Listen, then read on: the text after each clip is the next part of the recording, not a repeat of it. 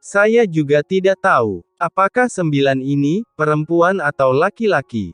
Bergumam pada dirinya sendiri, sebuah liontin giok dilemparkan ke atas dan ke bawah, di telapak tangan putih seolah bermain. Di tangan liontin giok ini bukanlah benda biasa persis sama dengan yang ada di tangan Xiao Yan, itu adalah batu giok khusus yang mengarah ke alam dewa kekacauan.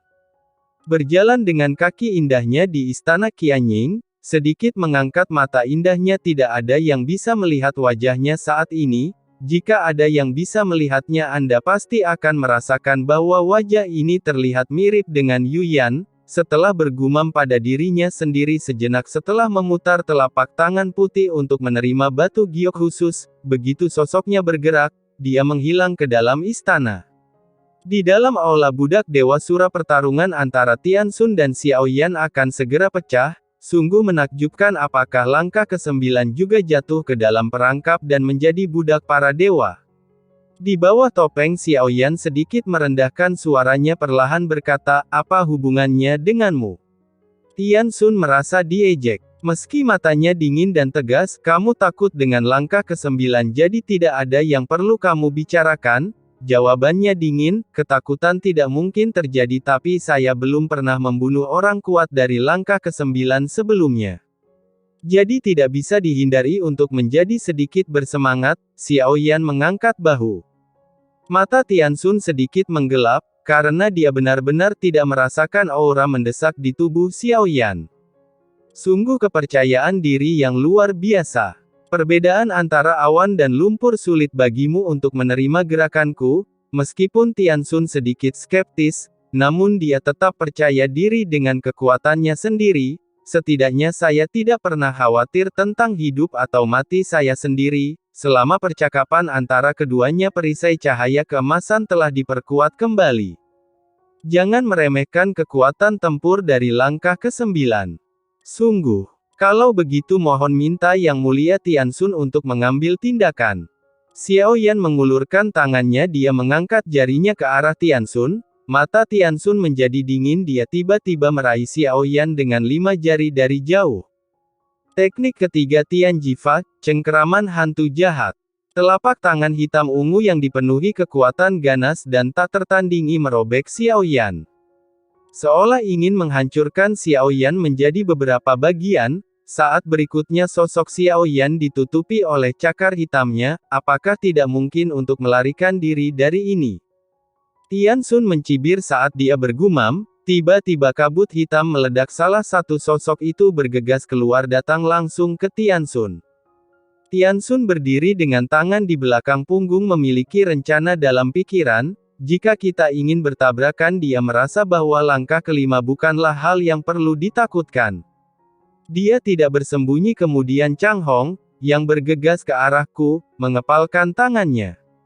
Meledak secara mengejutkan. Tian Xun juga mengangkat tangannya saat ini diselimuti oleh kekuatan abadi, pukulan penuh percaya diri, di wajah untuk menghadapinya bang.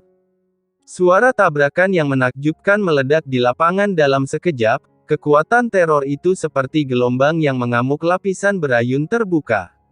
Terdengar suara keras dari perisai emas, saya melihat garis-garis segera muncul, ternyata ada lebih dari selusin orang kuat yang memegang formasi pelindung dengan mantap. Jika tidak, akibat dari pertarungan antara keduanya akan ada banyak korban dalam sekejap. Dampak dari 2 pukulan abadi itu cukup untuk membunuh dewa perang yang kuat di bawah 9 bintang. Jika itu mengenai bintang, saya khawatir bahkan bintang berukuran sedang pun akan hancur dalam sekejap. Untungnya, guru besar meninggalkan begitu banyak perlindungan. Kalau tidak, kita tidak akan bisa melihat orang sekuat itu bertarung dalam jarak sedekat itu. Setelah keduanya secara resmi mulai bertarung, sorak-sorai di aula budak Dewa Sura bergema dengan keras. Bahkan ada yang lupa memasang taruhan karena hanya menonton pertempuran ini. Bagi banyak orang kuat itu semua merupakan realisasi yang langka. Jin Chang melihat ke lapangan penyempitan pupil secara tiba-tiba, melihat topeng Xiao Yan. Itu adalah konfrontasi langsung dengan Tian Xun, dan reaksi pertamanya adalah Tian Xun melepaskan ketegangannya.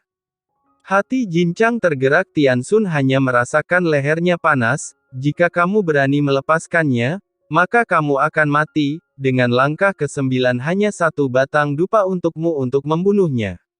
Tidak. Bunuh dia dalam waktu setengah batang dupa, kalau tidak, aku akan menyingkirkanmu. Omelan marah Jin Chang langsung terdengar di benak Tian Xun. Mata Tian Xun tiba-tiba berubah suram. Dia mencoba banyak cara untuk menghilangkan tanda perbudakan. Baik dia maupun Ning Yao tidak pandai dalam teknik menahan diri. Sangat sulit untuk dipecahkan. Hanya ada satu cara untuk sukses. Yaitu memilih untuk menghancurkan tubuh sendiri, membentuk kembali tubuh. Tapi bagi mereka, metode ini jika Anda meledakkan diri sendiri kekuatan pasti akan turun. Dan di mana kita berada sekarang masih belum diketahui. Biarpun kamu bisa membentuk kembali tubuhmu dan menghilangkan bekas perbudakan, saya khawatir sulit untuk melarikan diri dari sini. Brengsek menunggu untuk dibebaskan dari perbudakan suatu hari nanti. Sampah ini pasti akan membuat hidup lebih buruk dari kematian. Diam-diam Tian Xun berpikir pada saat ini. Tian Xun merasakan kekuatan besar datang dari depannya. Tidak hanya tidak melemah selama konfrontasi, sebaliknya, kekuasaannya melemah. Kekuatan lawan semakin kuat.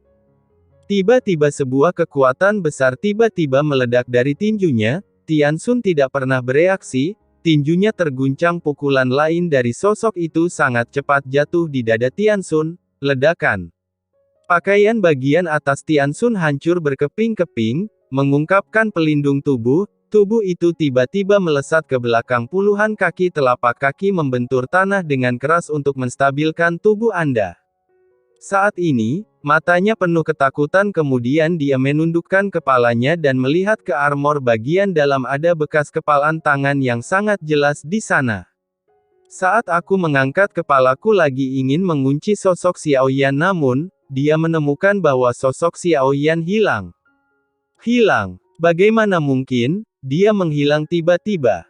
Di bawah tatapan mata yang tak terhitung jumlahnya di aula budak Dewa Shuro, mereka hanya bisa melihat sosok Tian Xun yang malu, tapi aku tidak bisa melihat Xiao Yan. Tian Xun berdiri tegak lagi. Dia sudah merasakan kekuatan lawan tadi. Lawan saat ini jelas bukan langkah kelima. Apakah itu tubuh abadi lagi? Gumam Tian Xun. Saya tidak menyangka pil racun yang diberikan oleh Ning Yao bisa digunakan di sini. Tapi sebelum itu saya masih ingin melihat apakah Anda memenuhi syarat untuk menggunakan pil racun untuk mengatasinya. Aura kuat Tian Xun tiba-tiba meledak.